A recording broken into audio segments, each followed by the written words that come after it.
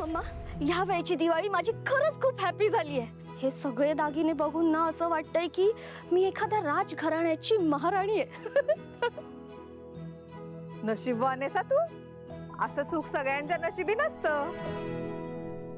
नाही तर हे बघून इतरांच्या पण अपेक्षा वाढतील लगेच। निशी, हे सगळं जपून ठेव बाई। कौशिकीताई काय म्हणाल्या ऐकलंस ना?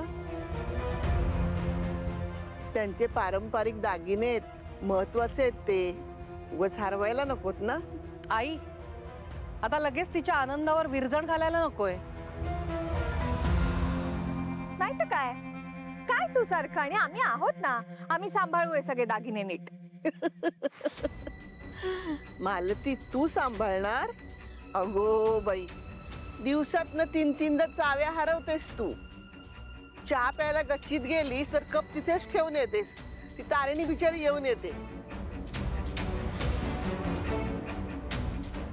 आणि ही सांभाळणार म्हणे। निशी, दे ते दागिने। का? ते दागिने दे निशी।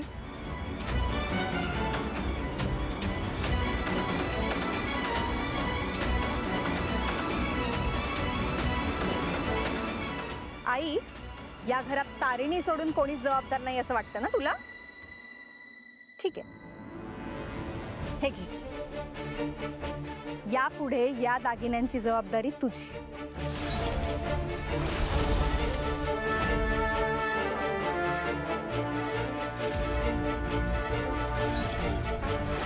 अगं नको नाही, मी का घेऊ ही जबाबदारी? नाही नको, दागिने निशीचे आहेत ना।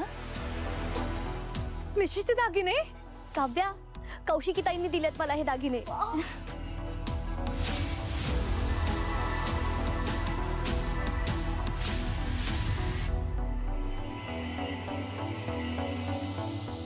म्हणते ना हिच्याकडे द्यायलाच नको दागिने। एवढे महागाचे दागिने बघून ना डोळे फिरतीलच आहे।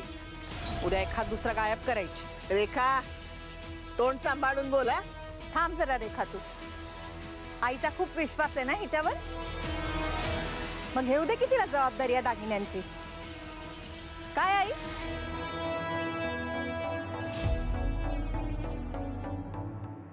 आत्या, अगं नको, माझ्यावर ही जबाबदारी का देताय तुम्ही? दागिने निशीला दिलेत ना खांडेकरांनी, मग तिच्याकडे असू देत। नाहीतर निशीची आई, तुम्ही सांभाळा ना हे दागिने। हा, मी कशाला? नाही कसं, आता तुलाच सांभाळायचे हे दागिने। अगं, आणि यातला एक जरी दागिना हरवला ना तर जबाबदारी तुझी आहे, लक्षात ठेव।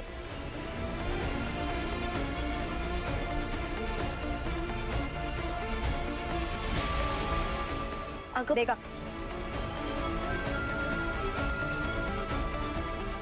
तारिणी, ते दागिने तुझ्याकडे नीट ठेव। मी काय सांगितलं ऐकलं नाहीस का तू? ते दागिने तुझ्याकडे नेऊन नीट ठेव। चल।